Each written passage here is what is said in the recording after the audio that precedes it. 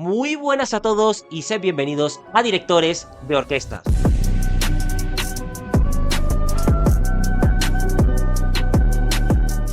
Muy buenas a todos, chicos, y bienvenidos un día más a la orquesta de la jornada, este repasito de la jornada que hacemos tanto de la jornada nacional como del resto de las ligas europeas. ¿Qué tal, Juan? ¿Cómo estás?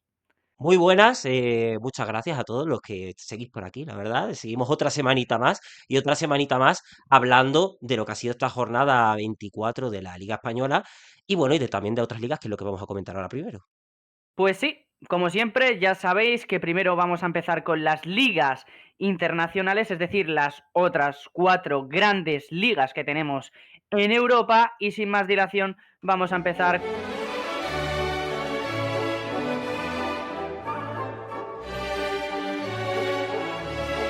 con la Premier League, en donde el Arsenal sigue dominando, pero no con un furor tan fuerte como el de las semanas anteriores. Le ha recortado el Manchester City, está solo ya a 4 el conjunto Citizen de los Gunners. El Aston Villa está tercero con 50. Al Manchester United se desinfló, no hubo corte de pelo, no me copiaron, así que esos 5 partidos seguidos no se lograron. El Chelsea a un punto ya de esas posiciones de Champions, y en descenso, como siempre lo repasamos, West Ham United con 24, Burnley con 18 y los Wolves con 9. Nuestro colega el Melenas sigue teniendo melenas. Tendremos que ver hasta cuándo le dura. Pero bueno, por otro lado tenemos la Bundesliga, una Bundesliga en la que no fallan, la verdad. Borussia Dortmund 4-0 al Mainz y el Bayern Múnich 0-3 al Werder Bremen. Entonces, bueno, seguimos teniendo ahí ese liderazgo ahora mismo del Bayern Múnich, 57 puntos, seguido por ese Borussia Dortmund con 51. Y en la zona de equipo que está luchando por esas plazas de Europa y todo esto, pues bueno, tenemos al Bayer Leverkusen, que le metió 4 al San Pauli, que el San Pauli sigue en descenso, todos los equipos de abajo han perdido. Y bueno, sus perseguidores, que son el Eintracht Frankfurt, mantiene la distancia que había, porque gana 3-0 al Borussia Dortmund. Y luego después también mencionar al Friburgo, que el Friburgo sí que perdió contra el Hoffenheim. Y luego tenemos al Stuttgart, que está en puestos de Champions, y le ganó 3-1 al Colonia. Perfecto, saltamos rumbo a la península itálica, pasamos a la bota para hablar de la Serie A italiana, una liga que se está peleando entre dos equipos milaneses, pero el Nero Azzurri parece ser que se está haciendo con la ventaja. El Inter de Milán, 61 puntos frente a los 53 del Milan, es decir, le saca 8 puntos, pero hay que hacer una breve puntualización, y es que el Milan le falta un partido menos. Luego el Napoli está ahí con 50, la Roma con 47, la Juventus de Turín ya no están puestos de Champions con 46, el Atalanta se mete en esa posición sexta de Conference League con 42, el Como sale, y luego en descenso seguimos comentando la situación de la Fiore, que ya está solo a 3 puntos de la salvación, el Pisa, el 19º con 15 puntos, y en esa 20ª posición el Hellas Verona con 15 puntos. Y para terminar, la Liga Francesa, donde, bueno, ya estábamos comentando el tema de que si el PSG, que si ya había encarrilado estas victorias, que había recuperado la primera plaza, que bueno, que ya era el momento del PSG de ver el que estábamos viendo los años anteriores. Pues bueno, chicos, el PSG ha perdido, ha pinchado 3-1 contra el Rennes, el Stade Rennes que está sexto en Liga. Esta victoria viene espectacularmente bien para afianzar esos puestos europeos y poder luchar un poquito a escalar algo más en la clasificación, debido a que todos sus principales competidores por ahí han empatado, han pinchado y todo. Y en la zona de liderazgo, pues bueno, tenemos al Lens, el Lens que vuelve a ser primero de la Liga Mucho Francesa. honor. 0-5 le marca al París FC, tiene tela, le quita el liderazgo al equipo parisino, ganando a otro equipo parisino, además con muy poca distancia entre uno campo y otro. Sí, mucha Y curiosidad, que la distancia sí, será sí. de aquí hasta mi váter. Por eso, es curioso cuanto menos. Y entonces, pues bueno, el Lens se lleva esta victoria de mucho honor y ahora mismo asalta esa primera plaza de la Liga Francesa. Así que muy interesante cómo se puede poner esto y ojalá tengamos lucha hasta el final en la Liga Francesa, que suele ser una liga en la que normalmente todo va muy decidido. Así que bueno, seguiremos comentando a ver qué pasa en estas grandes ligas y yo creo que podemos empezar ya con el primer acto.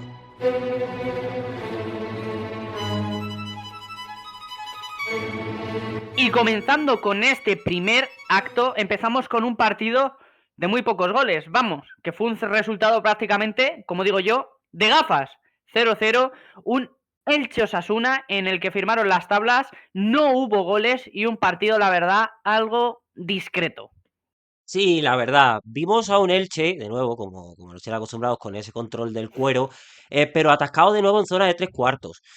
Vimos que tampoco hubo pues, oportunidades muy claras del lado ilicitano y las que sí que tuvo un poquito más de peligro se encontraron con el muro de Sergio Herrera, el portero de Osasuna, que ya lo veníamos hablando estas últimas jornadas de cómo estaba creciendo y yo creo que prueba de ello también es el gran rendimiento que está dando Osasuna. La pesadilla total de Andrés Silva y de Álvaro Rodríguez y Osasuna, pese a tener menos posesión, un 40%, eh, bueno, parecía que podía intentar esas salidas explosivas que tenía muchas veces, juego más directo. Bueno, no tiraron a puerta, pero de los pies de una gran jugada de Aimar Oroz salió un pase dentro del área que remata Raúl García de Aro, saca Febas. O sea, la ocasión más clara del partido casi la tiene Osasuna sin haber tirado un tiro a puerta. Yo creo que es prueba del gran partido que tuvimos en este Elche Osasuna.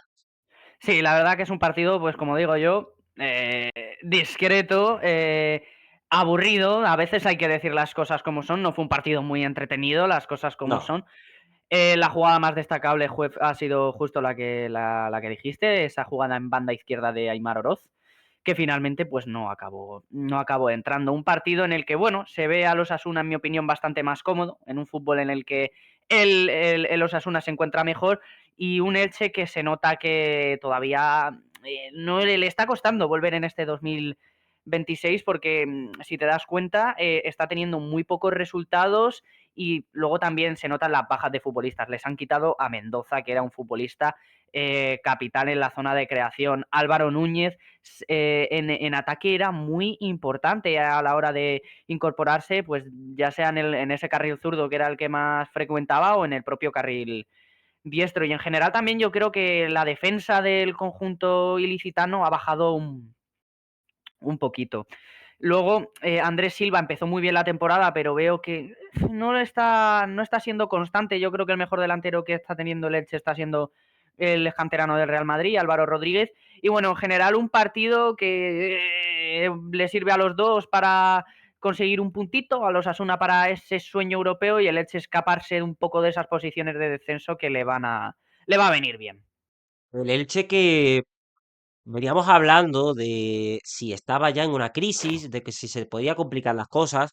Yo creo que estamos entrando ya en esa fase, porque el Elche ahora mismo está en el puesto número 16, 25 puntos, y está uno por encima del Mallorca, que es el que está ahora mismo el último en descenso, por así decirlo. Es que se le está complicando la Entonces, vida, ¿eh? se está complicando el Elche y sobre todo con un juego que sí, puede ser todo lo bonito que quieras, control del balón y todo, pero yo ya lo comenté hace 2 semanas, creo, el estilo Eder Sarabia no deja de ser bebe completamente del que ha sido su mentor, Quique Setién. Y yo creo que estamos encontrando con el Elche más Quique Setienista, por así decirlo, de tener mucho control del juego y no generar oportunidades, que fue de lo que pecó a lo mejor en esa última etapa en el Betis. Y es lo que me parece que estamos viendo un poquito aquí. Entonces, tendremos que ver, porque por mucho que tengas ocasiones y tal, ya tus ocasiones, claro, normalmente suelen venir de un balón directo, que si Iñaki Peña mete un balón largo, que la aprovecha Andrés Silva o algo así, entonces, al final, tu estilo de juego no te está funcionando.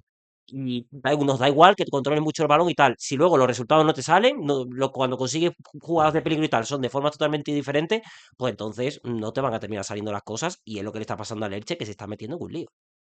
Sí, totalmente. El Elche se está metiendo en un lío porque no le están saliendo las cosas y está el fútbol ese fútbol setienista, como has dicho, que quiere plantear Sarabia, le ha ido funcionando muy bien a principio de temporada, pero claro, tienes que tener los futbolistas y la calidad para mantenerlo en el tiempo. Yo creo que al Elche lo que le ha pasado es que también le han cogido muy rápido las debilidades todos los equipos de la liga.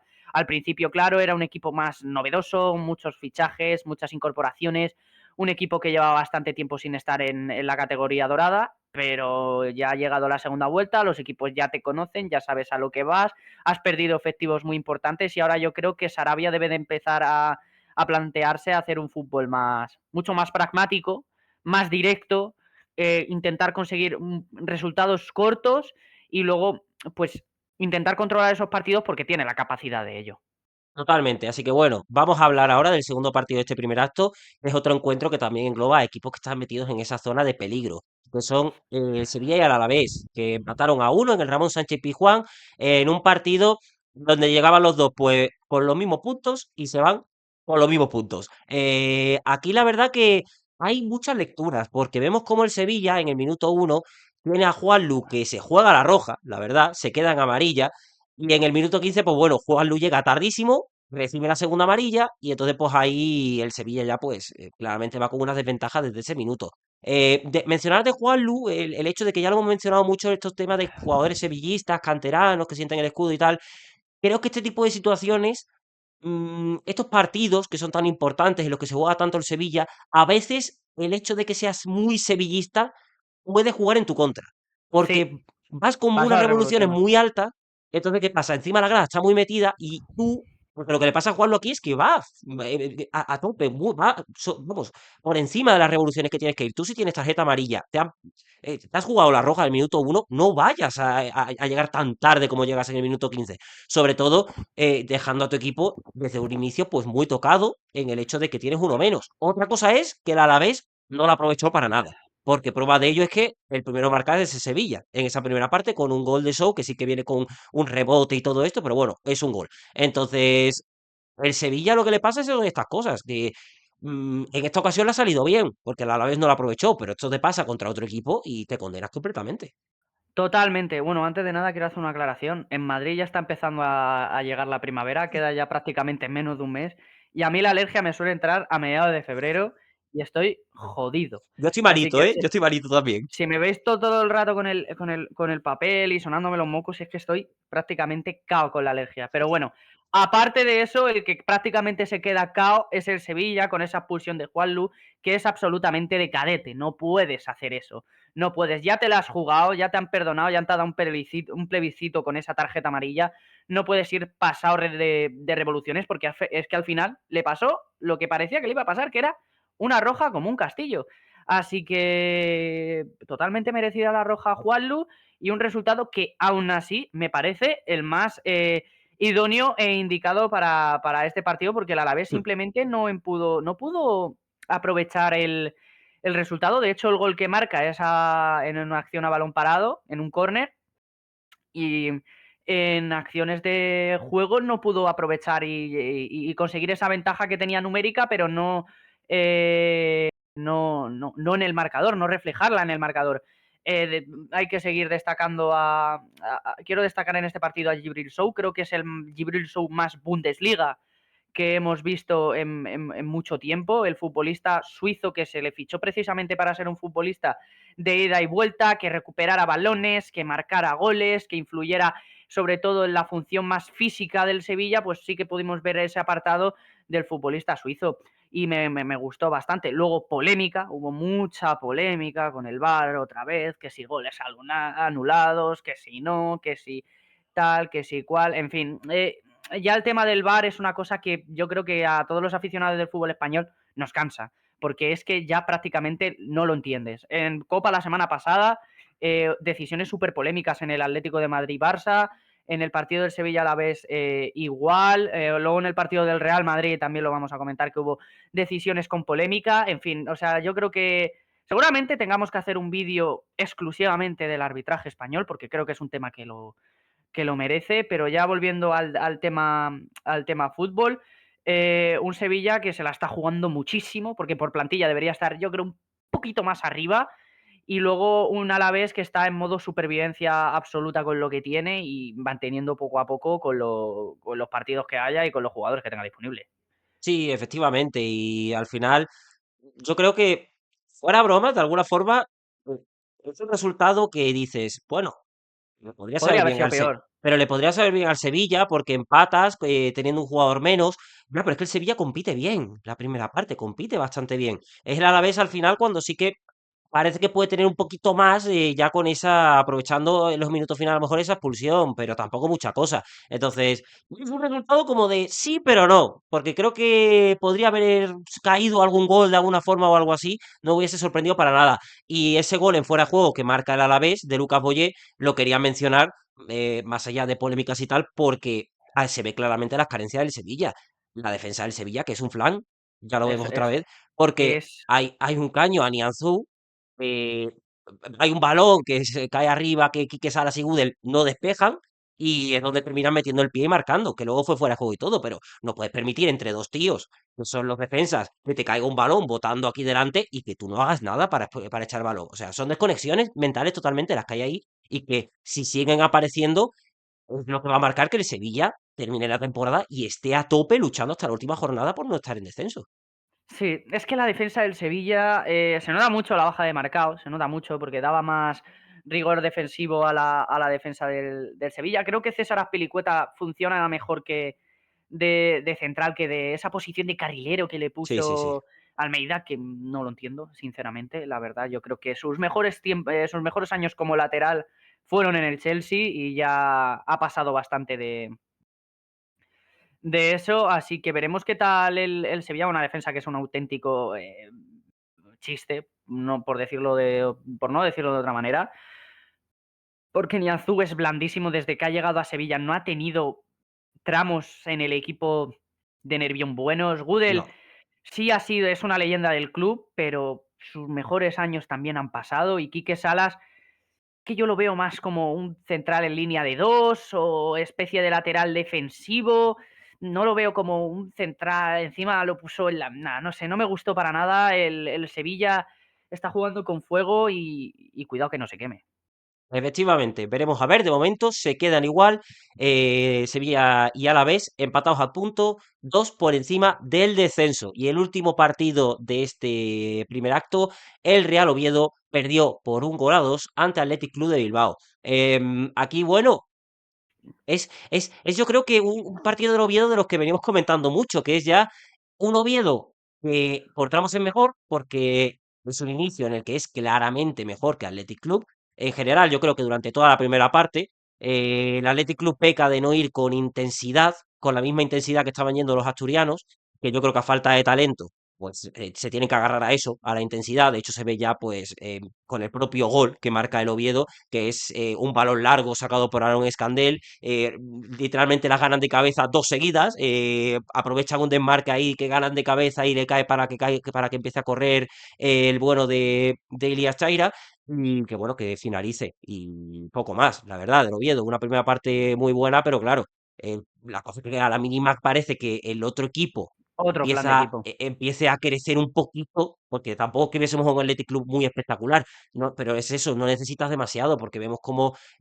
bueno, el Athletic Club vuelve a crecer gracias a ese centro del campo de Jaureguizar y es como aprovechan una mala salida de Sibo y es eso, que parece que las ocasiones llegan porque te las van a regalar.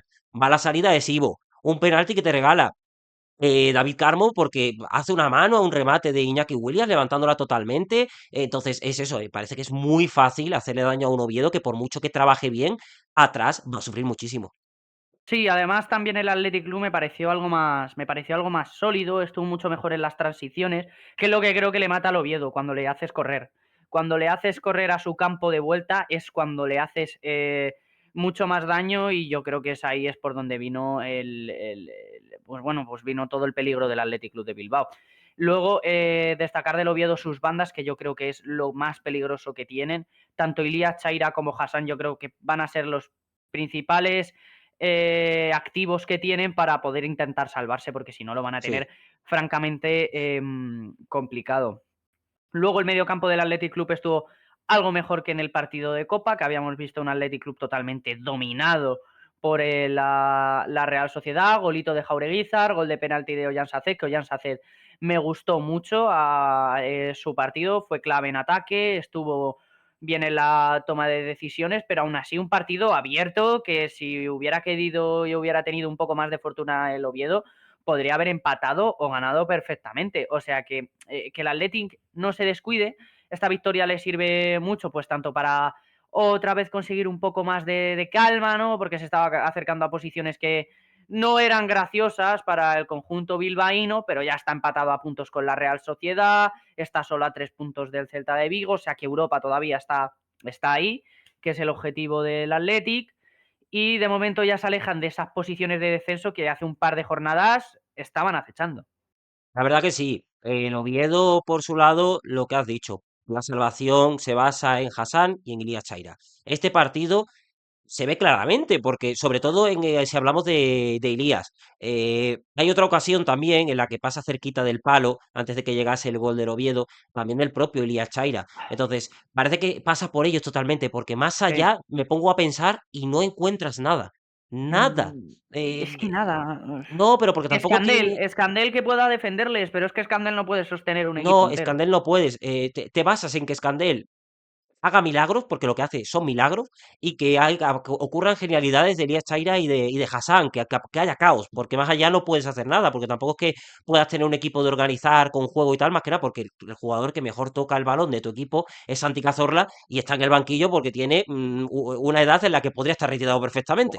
Claro, casi 40 Entonces, años, es que no puede depender tampoco de que tu creación sea de una persona de 40 años, porque no hay todos los días un Luka Modric en y con todos lo los equipos. cascado, y con lo cascado que está Cazorla también, Claro, que es un encima con milagro, que es un milagro que siga jugando al fútbol. Sí, sí, porque está absolutamente tieso con las lesiones que ha tenido. O sea que es un milagro que ya viniera a jugar al Villarreal después de su paso en el Arsenal. Sí. Así que veremos qué tal. Un Oviedo que, pues bueno, se coloca en la tabla, sigue siendo el último, con 16 puntos. Ya a 9 puntos de la salvación. Se complica. Muy complicado. Yo creo que el Oviedo ya va a ser uno de los primeros descendidos. Aunque le falta un partido menos, que es contra el Rayo Vallecano, pero claro, el que marca también esa línea de salvación es el propio Rayo con 9. Partido clave, ¿eh? Ese. Partido clave, si ganas al Rayo te pones a 6 y todavía el sueño está ahí de poder salvarte, sería encadenar 2 partidos más y ya sabemos que estos tipos de equipos al final de las temporadas suelen ser cuando más puntos suelen sacar, así que veremos qué tal, pero yo creo que lo del Oviedo parece ya un clavo más a un ataúd que estaba lleno. Efectivamente. Así que bueno, con todo esto, así que sí, vamos al segundo acto. Bueno, pues para empezar este segundo acto, hemos terminado el primero con el apartado de del descenso y ahora vamos a trasladarnos al apartado Europa, porque tuvimos un empate a 2 entre Español y Celta de Vigo. Duelo entre sexto y séptimo. La verdad que ha habido partidos entre equipos que están muy pegados, en esta jornada, de ver un Sí, poco dinámicas. totalmente. Ver un poco dinámicas ya de cara al futuro, pero en este caso, pues sigue todo igual. 2-2. Donde yo creo que más allá del resultado, saco otra cosa. Y es el momento del Español, ya lo veníamos comentando, de cómo había dudas. Había Le sigue dudas. costando, es que le sigue costando. Es un equipo que Sí, que le pero ¿sabes cuesta. qué pasa? Que el otro día pierde sangrantemente contra el Villarreal. Y cuando pierde sangrantemente contra el Villarreal, aún así, yo vi a un español en los primeros minutos en los que competió, entre los que competía y compitió bastante bien al Villarreal. Sin embargo, este partido contra el Celta le vi completamente superado por el equipo de Giraldez, pese al resultado. Entonces, no sé si esas dudas que se estaban comentando han llegado ya al propio vestuario, y eso es lo peor que le puede pasar al español de cara ya a lo que queda de temporada. Sí, porque como Manolo González se le escape el equipo, se mete en una situación complicada. Creo que ya con los puntos que ha conseguido y con lo que queda de temporada, el descenso lo veo altamente remoto. O sea, lo veo muy complicado porque ha conseguido ya una gran cantidad de puntos que con que consiga 5, 6 más, es que ya se ha salvado. Y lo va a tener muy sencillo. La cosa es ahora ese tramo de que parecía que se estaba construyendo un proyecto, que podía ir entrando a Europa, pelear esa posición de conference, pues parece que no. Un partido que en el 86 te marca Dolan, parecía que te ibas a llevar la victoria en casa con tus aficionados y en el 93 te empata Borja Iglesias. Es que yo creo que es un poco la definición de lo que está siendo este español en este 2026, que parece que sí, pero luego es que no. Y luego un dominio absoluto del conjunto vigués, que le tuvo más posesión, casi el doble de tiros, casi el doble de tiros a puerta. En fin, lo que nos tiene acostumbrado el equipo de Óscar Giraldez, un equipo muy dominador que tiene unos futbolistas de absolutamente exquisitos de ver. A mí me encanta ver al Celta de Vigo porque es que funciona un engranaje perfecto prácticamente. Aún así, el español es un equipo muy difícil de batir, muy difícil de batir. Empezó marcando el Celta de Vigo con Ferran Jugla, que no está teniendo una temporada buena, le está costando esta vuelta a la liga. española y luego le remonta al Español. Y ahí ya parece que va a llevarse el partido, pero es que no levanta cabeza. Es que no levanta cabeza. No, y que hay un dato curioso, y es que marca Ferran Juglar y Borja Iglesias, dos ex del Español. Entonces, la Justo. ley del ex en su máximo esplendor, la que tenemos aquí. Y sí, o sea, eh, empieza abarcando el Celta y luego después el Español se encuentra el empate, pues básicamente con un gol de Quique García, que es un golazo, que es como una jugada de la nada, porque es un balón que tiene ahí casi fuera del área, que de repente mete un zambombazo y mete el gol. Y es eso, la capacidad de marcas, luego te encuentras con el gol de Dolan y luego después terminas cediendo ese gol en el 93 del Celta, que sí que era un Celta que estaba muy volcado y todo, pero recordemos que antes del gol de Dolan también había tenido un gol el Celta de Borja Iglesias que había sido anulado por fuera de juego. Entonces, ahí se nota un poquito el tema de las dudas que está generando el Español. Y en el apartado del Celta, quiero mencionar a Fer López, que que volvió al Celta. Bueno, después de marcharse al Wolves, está ahora de nuevo en el equipo Vigues. Y quería mencionar, bueno, el que está aquí parece que no se ha ido nunca. O sea, parece No, que, que, es un que sigue aquí, escándalo. que ha estado nada de excursión, un poco, de De excursión Erasmus, de. se ha Sí, ido de Erasmus a sí, Wolverhampton. sí, y ha vuelto como si nada, como si estuviera jugando toda la temporada que el Celta, la verdad. Muy buena incorporación, sobre todo para el Celta que empezó la liga con muchos empates, un poquito ahí sin más, y poco a poco se está metiendo ya en esa lucha para puestos europeos. Pues sí, yo creo que el Celta lo va a conseguir. El Celta está consiguiendo crear un bloque súper, súper competitivo. Algo que le estaba costando hace años, que ha estado coqueteando con el descenso hace 2, 3 temporadas. Lo estaba Sí, peleando con actuaciones históricas de Yago Aspas, de Gaby Veiga. O sea, hay que valorar mucho lo que está haciendo ahora el Celta de Vigo porque es que está formando un conjunto de futbolistas, de entrenador, de equipo, de estilo de juego, que si lo llegan a mantener en el tiempo y no tienen muchas bajas para el futuro, pues va a ser un equipo que va a estar ahí los próximos años. totalmente. Así que bueno, ahora mismo Español sexto, y bueno, y el Celta pues justamente detrás. Entonces, A un puntito. siguen ahí en esa lucha para ver quién consigue los puestos europeos, donde también se está sumando ya la Real Sociedad y Athletic Club. Así que bueno, vámonos de nuevo a la zona baja de la tabla, a hablar del derbi valenciano. Levante Unión El Derby Deportiva Valencia. 0-2 Valencia. La verdad que fue un derbi que no fue un partido muy brillante, la verdad. Nah. Es un partido, sí que es verdad que en este tipo de partidos en los que se juega tanto por el apartado de que es un derbi, el emocional, suele ser normal que no tengamos un gran despliegue de fútbol. Pero claro, se le suma también que tenemos a un Levante y un Valencia que no están pasando por su mejor temporada. Entonces, claramente pues se había afectado el encuentro. Aquí, de este partido, quiero mencionar antes de hablar de cualquier cosa, táctica, técnica, lo que sea, a Umar Sadik. Umar Oh, Sadik es el jugador, yo creo que más random de la liga, sí, básicamente. Eh, es un jugador que el sabes que está en el patisampo campo, senegalés, ¿no? sí, Digo, senegalés, nigeriano. nigeriano. Es alguien que cuando está en el campo, sabes que va a pasar algo. No sabes si va a ser un gol o va a fallar una ocasión clara o se va a marcar en propia, con un golazo espectacular de cabeza. O te empieza a tocar el piano en medio de. O sea, puede ser posible que Umar Sadik te toque el piano en un derby valenciano. Sí, o sea, es una barbaridad. ¿Y por qué mencionamos a Umar Sadik? Porque, bueno, Umar Sadik es protagonista en el buen sentido. En el buen Hoy sentido, sí, hoy sí. porque en el primer gol, de repente dice, bueno, ¿sabes qué? Voy a meter un taconazo aquí. O sea, se, Soy Guti. se viene arriba en una jugada que, por cierto, es espectacular. De Javi Guerra. Javi Guerra hace una Javi Guerra, facilidad. que le han vuelto a poner a la titularidad Y y madre mía, es muy como. bueno. Es que un futbolista como Javi Guerra, o sea, Javi Guerra no puede ser. Que Javi Guerra tiene que jugar, hombre. Sí, además que sale con una facilidad impresionante de la presión del Levante, justamente cuando estaban pues prácticamente en la frontal del área Che. Y corrijo, no ha salido de titular, salió del banquillo, perdonad.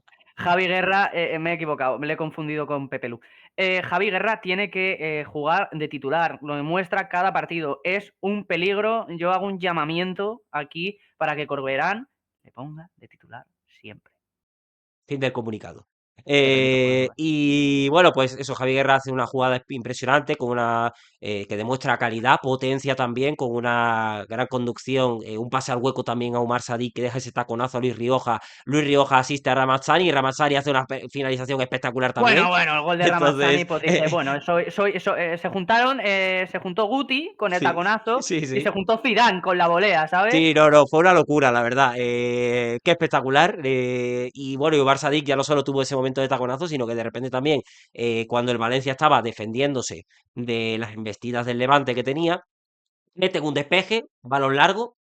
Ubar Sadik está tranquilito con Matías Moreno, viene el balón, le gana el salto a Matías Moreno cae al suelo, Umar Sadik empieza a correr y marca el segundo. Entonces, Umar Sadik, ídolo absoluto del valencianismo en el derbi Valencia.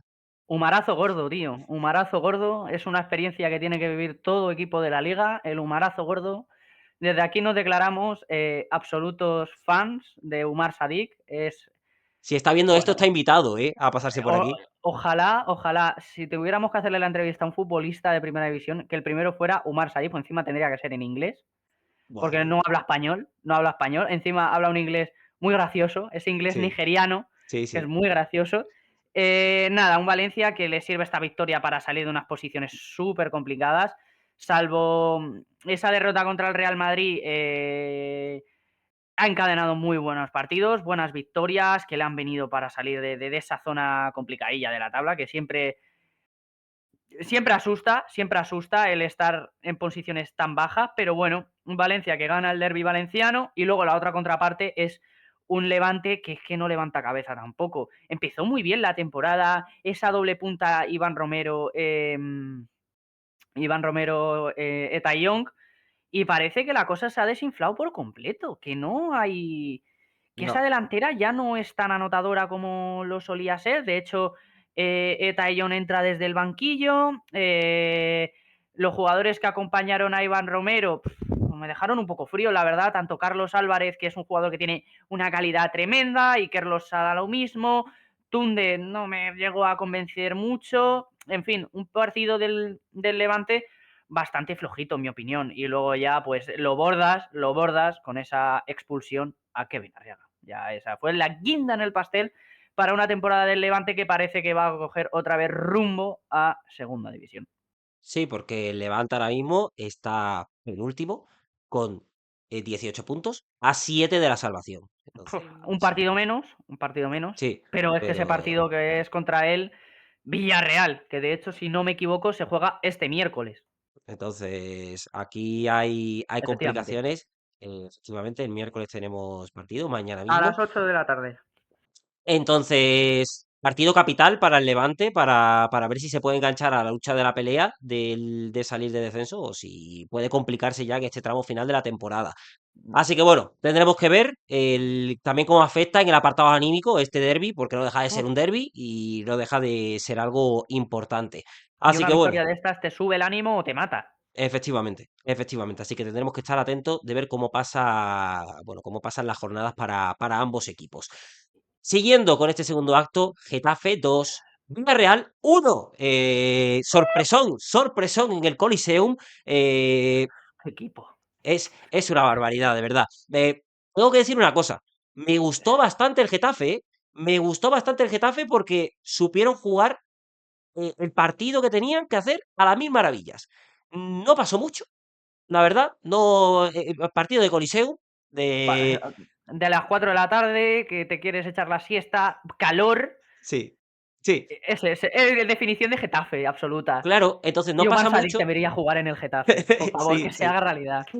No pasó mucho y lo que pasa es que, claro, el Getafe aprovecha, antes de finalizar la primera parte, un agarrón absurdo por perder la marca de Renato Veiga, pero absurdo completamente, que hace que haya penalti, que convierta a Lambarri y claro, cuando el Getafe se te pone por encima, es muy complicado. Y Porque pone encima, ahí. claro, pone ahí todo lo No defendible. un autobús, pone un tráiler, pone un cercanías. Claro. Entonces, es muy difícil y sobre todo es muy difícil si empieza la segunda parte, o sea, empiezas a tocar el balón, el Villarreal, en defensa, haces un descalabro completo, pierdes el balón y luego te encuentras un cabezazo de Martín Satriano que pone el 2-0 a favor de Getafe. Hombre, Entonces, muy mal aquí el Villarreal. Y aquí quiero hablar de Martín Satriano y de Luis Vázquez, que son los refuerzos del Getafe para esa delantera, que me llama la atención, porque, sobre todo porque Vázquez es un delantero con un perfil más rematador, no tan fino técnicamente, y por otro lado tenemos a Satriano, que sí que es más fino técnicamente, con un juego un poquito más de movilidad y todo eso. Entonces creo que se pueden complementar muy bien y veremos a ver, porque de momento les está funcionando esos dos puntas y me genera curiosidad el cómo funciona todo ello. Y bueno, el Villarreal sí que creció un poquito más en la parte final del partido, pero porque vas 2-0 y tienes que hacer algo.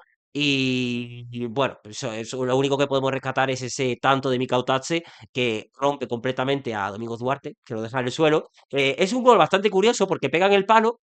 Mikautatse está saltando a David Soria y desde el aire saltando marca el gol. Entonces es Eso bastante es muy extraño. bueno, eso es que es muy gracioso. Sí, Es un clip bastante gracioso. No, sí, una derrota sorprendente. También hay que destacar que el Villarreal iba con el equipo B. Iba con el equipo B. sí, Si repasas el 11, no juega ni de titulares ni el propio Miguel Tache, que entra desde el banquillo, no juega Comesaña.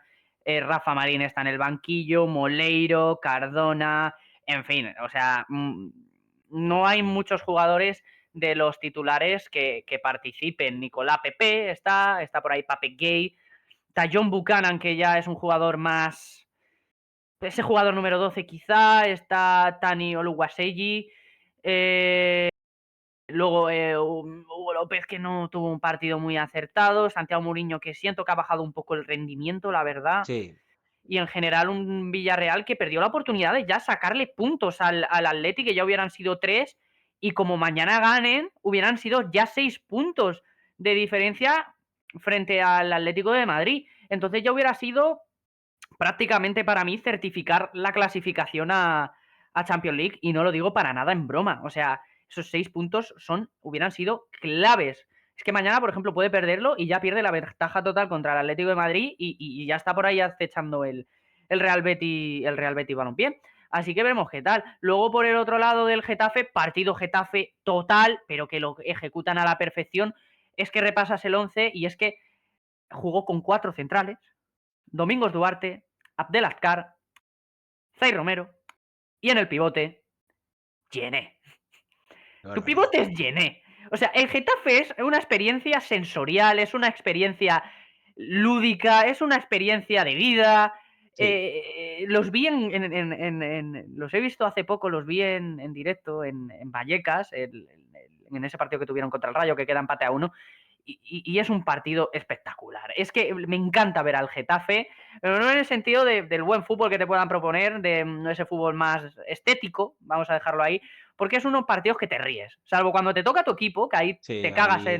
Sí, sí, en, es duro. en la mar salada. Sí. Eh, por lo demás, te diviertes mucho viendo los partidos del Getafe, que yo creo sinceramente que van a conseguir salvarse, pero que van a tener un futuro sobre todo incierto, porque yo creo que esta puede ser la última temporada de Bordalás. Tengo esa sensación de que la comunión Bordalás directiva se está rompiendo poco a poco, y ya pues creo que esta relación está condenada al divorcio. Y bueno, destacar que ya el Getafe está a 5 puntos del descenso, está ya con algo más liberado, está en esa posición undécima de la tabla, prácticamente está en el medio con el Osasuna, así que muy bien el Getafe, muy mal el Villarreal, que perdió esa ventaja liguera que podía haberle sacado al Atlético de Madrid. Y vamos a pasar a un partido importante en esas peleas de arriba, porque el Real Betis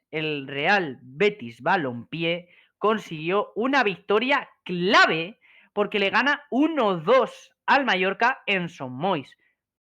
Sí, la verdad que es un golpe sobre la mesa completamente para el Betis, porque veíamos cómo había sido una jornada redonda para el equipo sevillano por el pinchazo del Villarreal, el del Atlético de Madrid y sobre todo porque sus perseguidores por atrás, Español y Celta, habían empatado. Entonces, era la oportunidad de firmar a tres y de dar un golpe serio. Y fue lo que pasó. Tuvimos un partido en el que tengo que decir que el Mallorca me gustó bastante. Fue muy protagonista con el cuero. Y bueno, como con un Sergi Darder que Director de orquesta, lo decimos, Sergi Darder, Es director de muy orquesta, bueno, es muy bueno. muy buen jugador. Y claro, lo peor que te puede pasar contra estos equipos es, claro, la calidad de la plantilla del Betis en este caso, que por muy bien que estés plantado en Mallorca, por mucho que juegues, que tengas el control de balón y tal, luego de repente aparece Anthony, te hace una jugada en la que tira, uno de estos tiros clásicos de Anthony, Leo Román la para, pero queda el rechace muerto para que remate Abde y ya te pones por detrás en el marcador en la primera parte. Entonces, ¿qué pasa? Que eso es duro, la verdad, porque ves que, que- que está jugando mejor, que está jugando bien, que está siendo propositivo, pero te terminan llegando y te marcan. Y luego después también lo vemos antes de irnos al descanso, con un desmarque de Bakambu que finaliza, la verdad, que muy bien, prácticamente sin espacio, que recordó este partido, la verdad, de alguna forma, al Bakambu de la Conference League del año pasado del Betis. Cedric Bakambu, que estaba más fuera que dentro en el mercado invernal, al final se terminó quedando, ha estado ahora como este parche,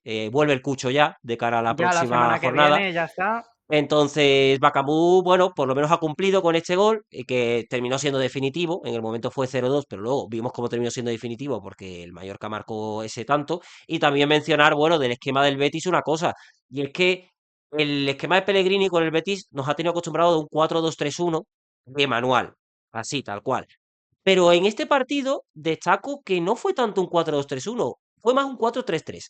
Y me parece un acierto, porque a falta de tener un mediapunta en sí, porque Pablo Fornals es mediapunta, pero Pellegrini le gusta que venga más atrás a recibir A el la balón, base. que esté más cerca de la base de la jugada. Y Álvaro Fidalgo igual, también está cerca de esa base de jugada. O sea, se convierte como en un Marroca pivote y un Álvaro Fidalgo y Pablo Fornals de interiores de alguna forma para organizar la jugada entre ellos. Y creo que le funciona bastante bien al Betis a falta de la figura de Joao Lo Celso y también bueno, del propio Isco Alarcón.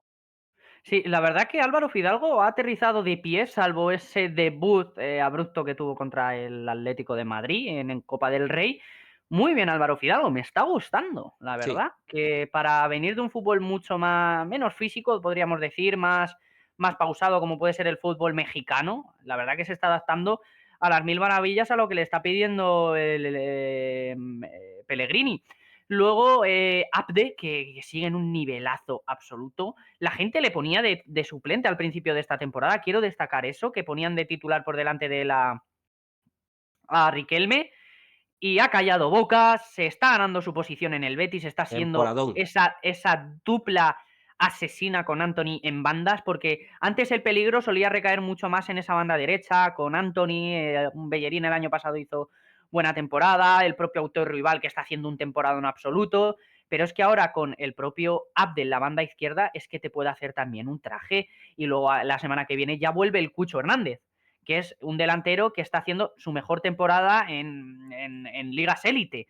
O sea, la delantera del Betis está siendo un absoluto vendaval para cualquier equipo. Y la semana que viene hay un partido, creo, muy, pero que muy interesante, sobre todo para la gente de Sevilla, ¿no, Juan? Si no me equivoco. Ah, no, Bueno, dentro de dos dentro de semanas, 2 semanas, dentro de 2 semanas, perdón, dentro de 2 semanas hay un partido importante para la gente de Sevilla, que es efectivamente. ese derby sevillano que ahí se van a decidir Muchas cosas, ¿eh? muchas cositas, porque el Betis puede matar, literalmente puede matar al Sevilla y condenarlo a que pelee durante todo lo que le queda de temporada al descenso. Y un Mallorca que estuvo bien, la verdad, un Mallorca que no estuvo mal, que empezó muy bien, que compitió hasta el final, pero que finalmente la presión que te ejerce el Betis, la verticalidad que tiene el Betis, porque aunque Bakambu todavía es un jugador que ya está en los últimos coletazos de su carrera como futbolista en una liga de élite, todavía siendo un futbolista potente, rápido, que no le puedes dejar un espacio, y eso se demostró mucho en el gol que, que anota. Así que muy bien el Betis, que consigue una victoria clave para su pelea por, por entrar a Champions, que en principio la Liga Española veremos si le dan esa quinta plaza. De Tenemos que ver. momento, seguramente se la den a la Premier seguro, Sí. porque están haciendo muy buen papel los equipos ingleses. Y habrá que ver cómo compiten los equipos españoles para ver si el Betis finalmente se hace con esa plaza europea. Así que ya vamos a pasar al último acto, al tercer acto de este vídeo. Y comenzando ya este último acto, tenemos un partido con un resultado sorpresivo que se jugó en un campo en el que debería dar vergüenza que se hubiera jugado este partido. Lo dejo así de primeras. Y es este Rayo Vallecano 3, Atlético de Madrid 0. Lo voy a llamar y lo voy a titular claramente como el partido de la vergüenza, pese a que el Rayo Vallecano haya hecho un partidazo absoluto. Y se demuestra que cuando un equipo como el Rayo, con los jugadores de la calidad del Rayo, juega un fútbol totalmente exquisito, pero que sin embargo es, hablando mal y claro, una puta vergüenza que el partido se juegue en el estadio del Leganés, en Butarque. Este partido se tendría que haber jugado en el estadio municipal de Vallecas, con un césped en orden, y que el Atlético de Madrid hubiera ido a jugar a Vallecas. Sí, y aquí, pues claro, ha sido una semana, la verdad, complicada para el rayismo. Hemos visto, yo creo que seguramente ves el partido y ya lo ves, porque eran unos 5.000 espectadores los que había en Butarque. Hubo manifestaciones en Vallecas, hubo movimiento Y me pareció de... muy bien, y me Sí, pareció sí, muy bien sí, tengo muchos conocidos que no han ido al partido yo para también. hacer esa clara protesta hacia la directiva y hacia Martín Presa, que está haciendo una gestión totalmente deneznable, que está matando al club por completo, y que yo creo que los periodistas y los estudiantes de periodismo, porque nosotros todavía no somos periodistas, aclaración, tenemos que denunciar, porque yo creo que esa es una de las principales funciones del periodismo, que es denunciar las injusticias y lo que creemos que para nosotros no es justo. Y esto es algo que es completamente injusto, pero ya no solo para la afición del Rayo Vallecano, sino para los propios equipos de la Liga Española y de Primera y Segunda División. Es que para mí, que el partido de la semana pasada entre el Oviedo y el Rayo no se jugara, es adulterar la competición. Que hoy el partido del Rayo Vallecano se tenga que jugar en el estadio de Butarque es adulterar la competición. O sea, no me parece justo. Sobre todo para mí el verdadero dignificado de este partido es el Atlético de Madrid. Pierdes encima en un campo que no tendrías que haber jugado, jugando un partido, la verdad, bastante flojo, y encima el Rayo Vallecano, en un césped que esté en condiciones normales, te mete un baile. Sí, sí, total. Y bueno, para terminar con el tema del campo, que no nos queremos quedar aquí muy estancados y tal, Claro, ya lo claro. comentamos que vamos a hacer algo, hablando sobre el Rayo y tal. Eh, Vamos a dejar la píldora aquí. Únicamente decir, así como dato, el césped del estadio de Vallecas tuvo que ser donado máquinas incluso del Valladolid para el cuidado del césped. Eso es. Entonces, un equipo de segunda división te está dando a un equipo de primera, cosas que en verdad son totalmente increíbles si lo miras. Y el Pero bueno, Valladolid ha tenido mucha polémica con su césped en sí, su historia. entonces, una barbaridad. Pero bueno, hablando del partido, vamos a hablar de todo lo contrario. Un Rayo Vallecano brillante completamente. Un Rayo Vallecano que le pasa la mano por encima al Atlético de Madrid. Un Rayo que tú ves el partido y dices, el Rayo Vallecano está en puestos Champions, el Atlético de Madrid está en descenso. Parecía que era que se estaban cambiando los roles el uno al Hubo otro. una justa posición ahí de protagonistas y papeles brutal. Un partido totalmente armónico del Rayo Vallecano, todos a una, sabiendo que este partido era clave ganarlo.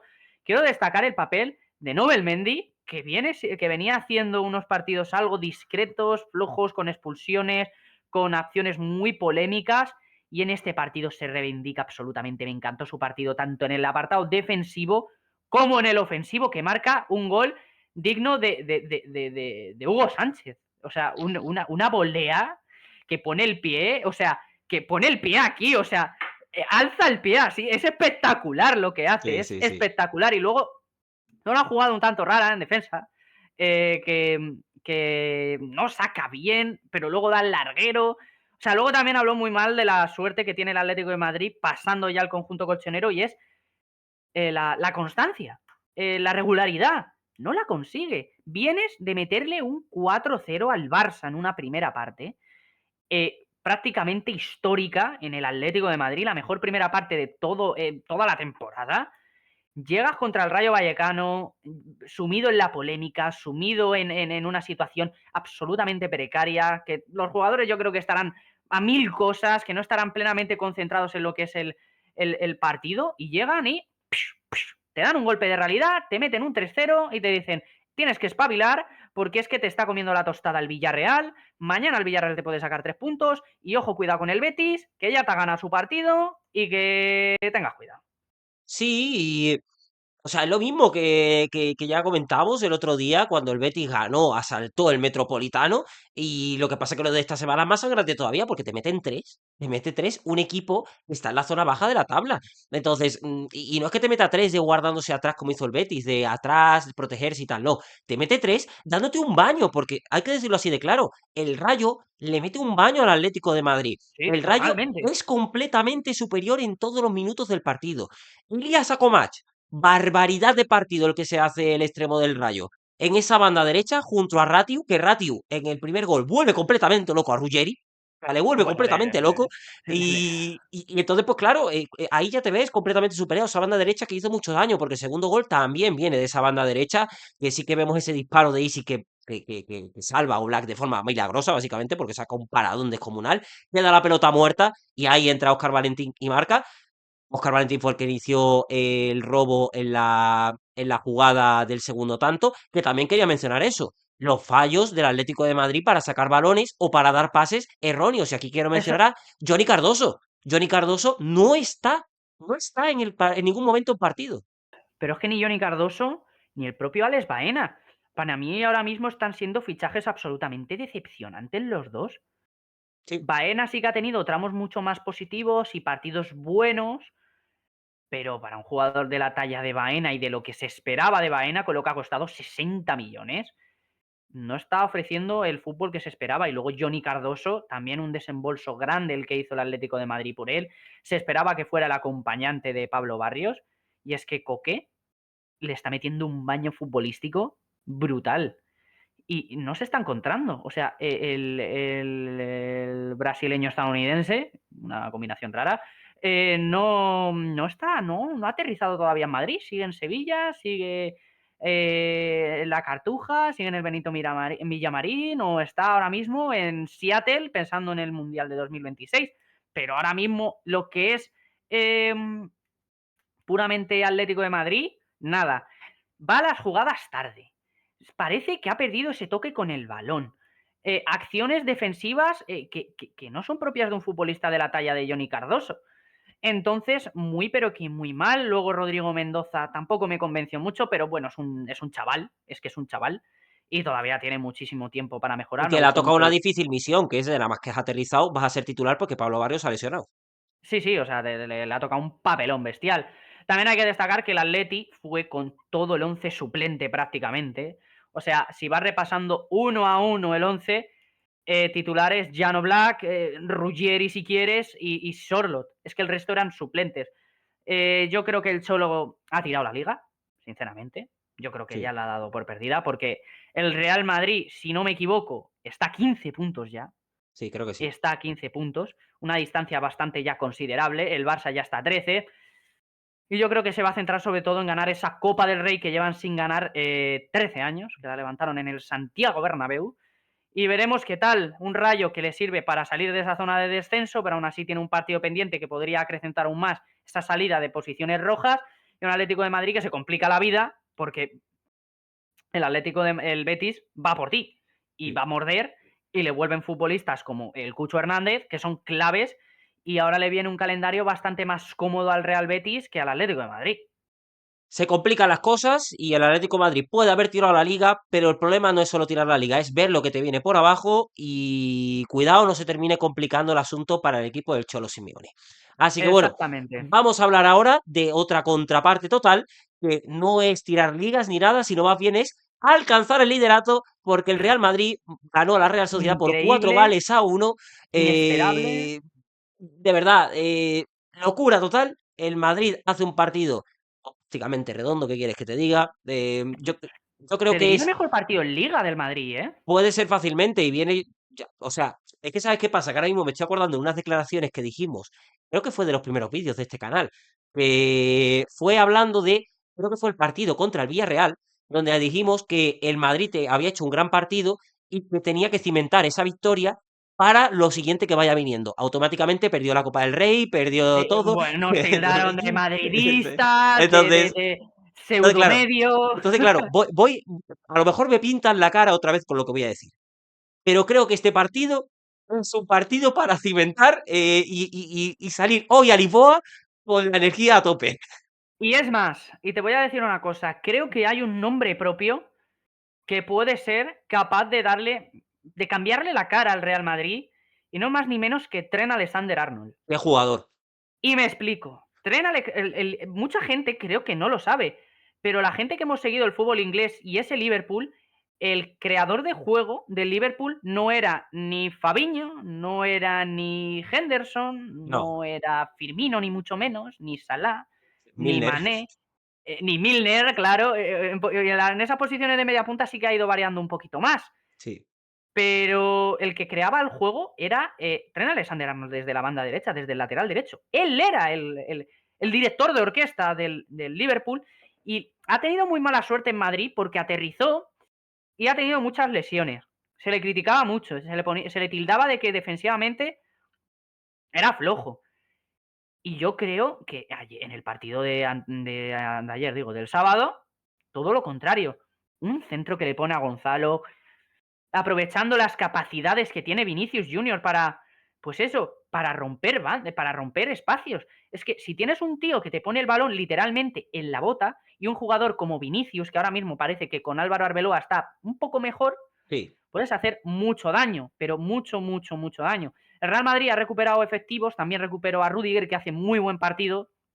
Se nota cuando está el alemán, que yo creo que la pareja de centrales titular, a la que vuelva Asensio a estar un poco mejor, será Rudiger Asensio, dignificará un poco a Dinghausen, que hace un penalti tonto, pero tonto, mucho muy tonto. El pobre es que no hizo tampoco luego mal partido, pero es que hace un penalti tontísimo y luego venía de hacer un partidazo regala. en Valencia que fue muy bueno. O sea, que es muy joven también. O sea, Sí, es sí, muy sí, joven. Creo que tiene desde luego. 21 o 22 años y que todavía tiene un margen de mejora brutal.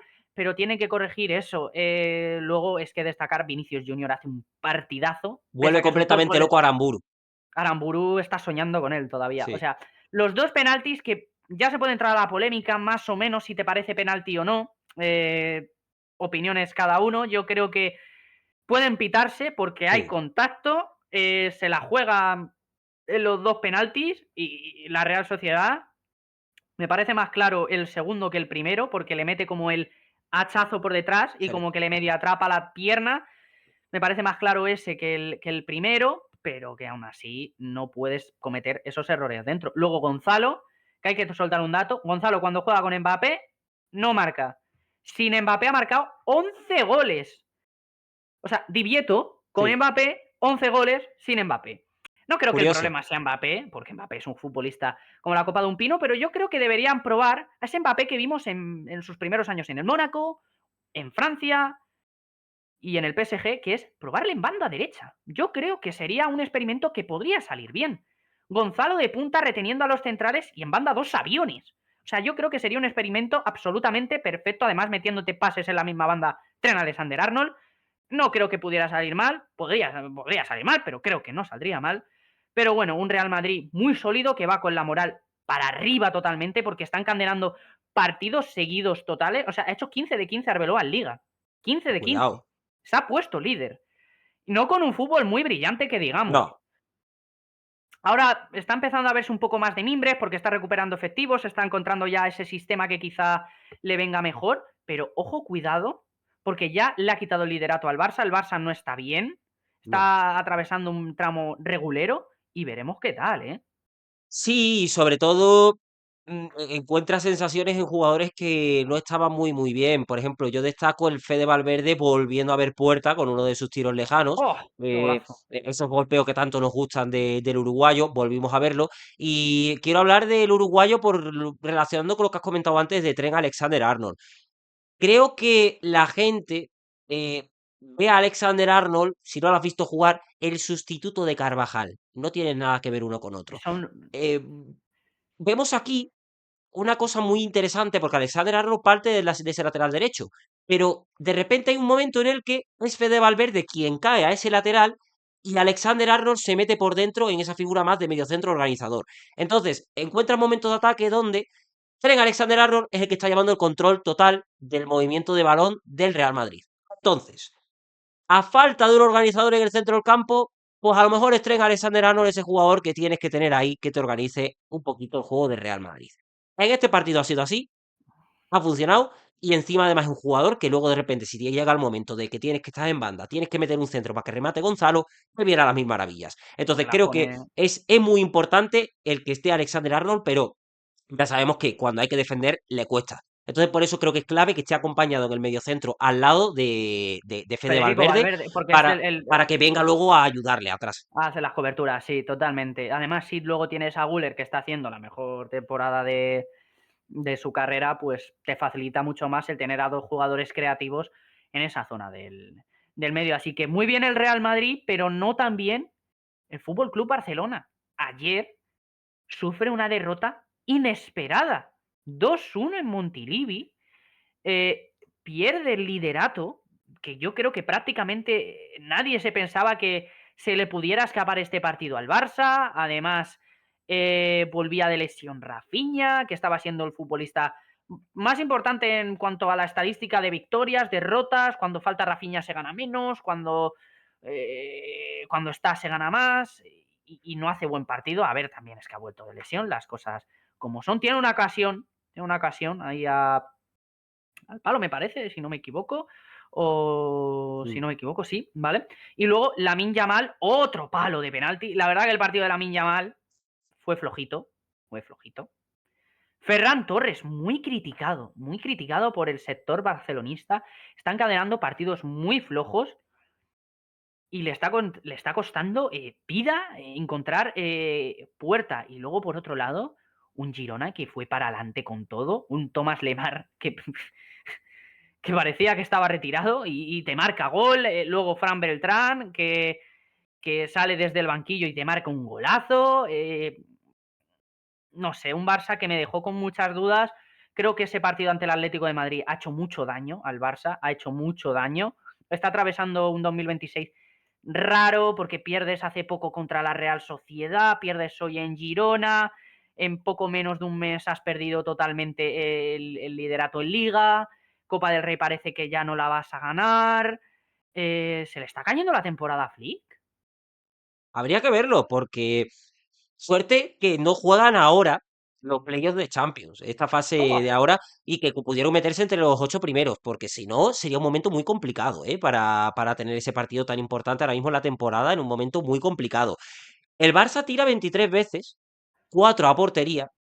El Girona tira 12 veces, 9 a portería. O sea, el Girona tira mucho menos y va más a puerta que los del Barça. mucho más efectivo. Efectivamente. Y lo que pasa también es, o sea, un claro ejemplo de cómo es el partido del Barça es cuando tu mejor jugador es Joan García. O sea, tu mejor jugador es el portero.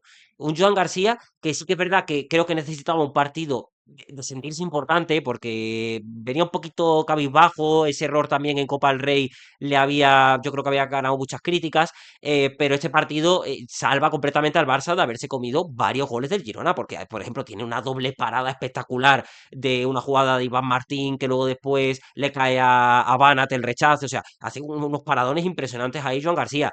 Pero claro, habla muy mal del Barça, de que tu mejor jugador sea el portero, en un equipo como el Barça contra el Girona, que seamos realistas, es el Girona, está en la parte media baja de la tabla. El Barça tiene que aspirar contra estos equipos a tener protagonista a los Lamine, a Rafinha, a la Sí, gente de arriba. totalmente. Entonces, sufre bastante y sobre todo sufre bastante, por ejemplo, con la falta de contundencia que yo creo que hay también en algunos momentos en la defensa. Hay un momento en el que, bueno, en la jugada del gol creo que es, Banat está en banda, pasa como a la zona de, sí, es en el gol de Lemar, pasa a Lemar para que marca el gol. Lo saca Eric García, pero no lo saca el balón de despejarlo, sino que hace un pase casi otra vez para Banat. Entonces le cae a Banat. No, mentira, era Koundé. Era Koundé. Le hace Banat. Buah, Banat mete con el un balón. partido flojísimo. Banat mete el balón al centro del área. Y de repente está ahí metido Lemar entre Eric García y Gerard Martín.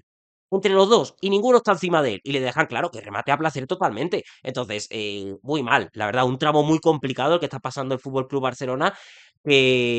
Más allá de todo esto, también se ha comentado todo el apartado, bueno, polémico, porque ya lo hemos comentado antes temas polémicas y tal, y aquí también hubo con ese gol de Fran Beltrán, de si había falta antes sobre Jules Koundé con un posible pisotón. Aquí vamos a mojarnos. Ya lo hemos hablado nosotros en el ámbito privado y tal. Para mí es falta, la verdad. Yo Para creo mí que también. es falta. Mirándolo de lo objetivamente, de lo más objetivo posible, para mí es un jugador que pisa a otro totalmente. Entonces, esta jugada la Es hemos que eso visto de lo de mil las veces. jugadas residuales no lo voy a No, entender en la vida. Es que no, eso no. no es residual. Y de hecho quiero que digas una cosa que me has dicho hoy en la universidad que creo que le puede interesar mucho a la gente. Sí, yo creo, lo he leído en varios sitios y estoy de acuerdo. Si esta jugada, el árbitro de campo la ve, pita falta y expulsa al jugador del Girona, que ojo, que no estoy diciendo que para mí sea roja. Digo, si hay roja, si el árbitro de campo expulsa al jugador del Girona en esta jugada, desde el VAR no le dicen que rectifique. Os lo digo, de verdad, por otras jugadas que hemos tenido de este estilo. Me da la sensación de que hay roja y no se rectifica. Por eso, y al final no termina siendo ni falta. Entonces, es un poco la doble vara de medir en muchas ocasiones, dependiendo de la jugada, dependiendo no sé de qué, la verdad. Pero Lo dicho, que tenemos que hacer un vídeo hablando del estamento arbitral, clarísimamente también. Vais a tener vídeo del campo del Rayo y del estamento arbitral, porque es que no puede ser que todas las jornadas, en prácticamente 5 o 6 partidos, los protagonistas sean los árbitros. Es que me parece algo tan descabellado. Es que tú te vas a la Premier y es que es anecdótica la figura del árbitro. Es anecdótica. Hace lo que tiene que hacer, el VAR actúa cuando tiene que actuar y ojalá tuviéramos árbitros como los que tienen en Inglaterra, porque es que en España cruza ya el umbral de la vergüenza.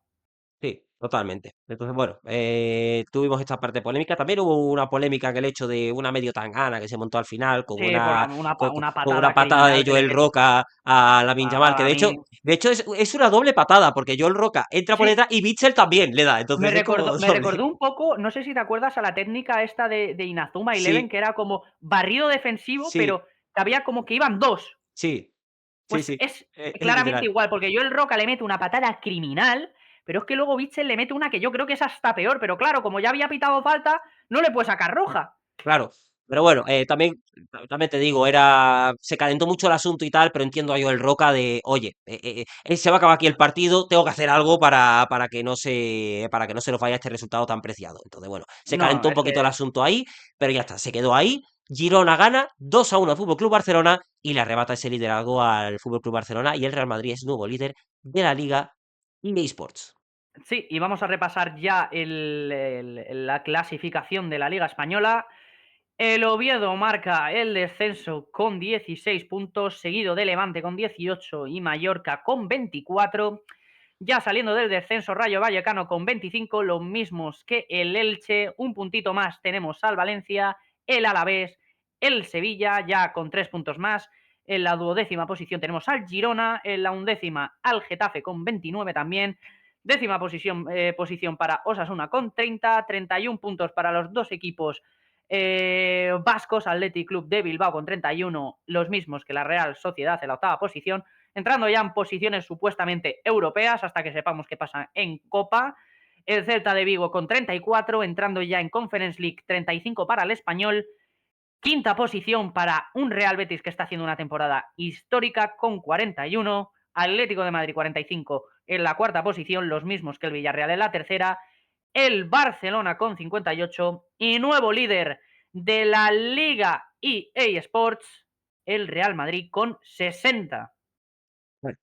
Cositas, cambios que hemos tenido, partidos de rivales directos en plano clasificación, y yo creo que cambios de dinámicas que vamos a ir comentando ya en las jornadas que vienen.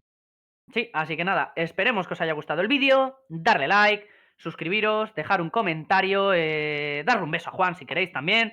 Así que espero que os haya gustado, seguidnos en todas las redes, que por ahí también publicamos siempre cosillas. Nos vemos ya el jueves seguramente con lo que haya pasado en Champions Champions. League. Así que nada, un abrazo a todos y nos vemos en el próximo vídeo. Adiós. Adiós.